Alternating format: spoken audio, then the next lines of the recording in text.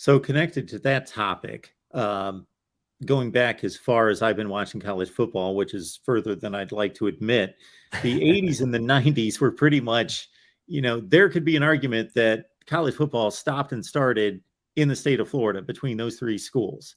And sometimes all three of them were near top five status, usually two out of the three, up until about 10 years ago.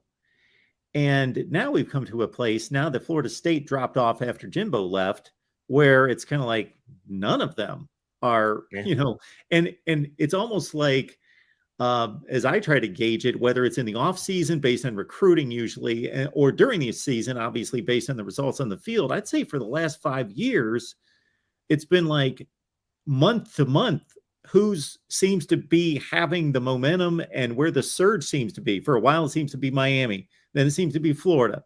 Obviously, it was Dan Mullen for his first few years. It was like, okay, well, this is Florida's.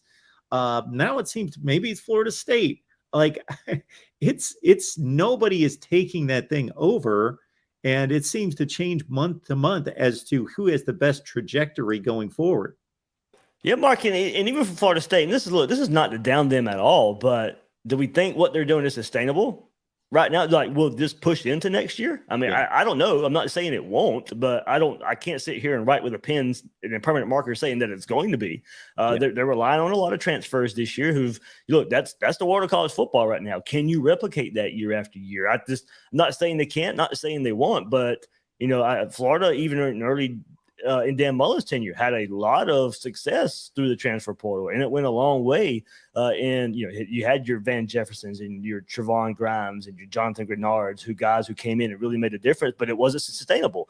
I still think your best path is kind of like they say in the NFL, but your best path in college football is first recruiting high school athletes and making sure those guys are your key contributors. And the transfer portal is a lot like the NFL free agency. You go fill in your gaps there, and then that can make the difference. I'm not sure you can rely on it year in and year out. Team chemistry, all that comes into play. A lot of people say that with the NFL too. You build your team in the draft and you supplement through free agency.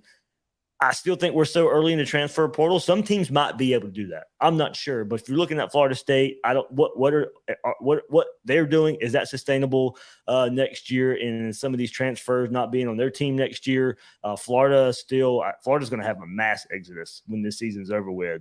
Of guys transferring out, and then probably a mass exodus coming into transfer portal, while Billy Napier manages his roster early on as well with a good recruiting class. Miami, good recruiting class at the same time. They'll be relying on the portal as well. So, Mark, it might be, how sustainable is what Florida State's doing, and how fast can the young guys for Florida State or for Florida and Miami contribute?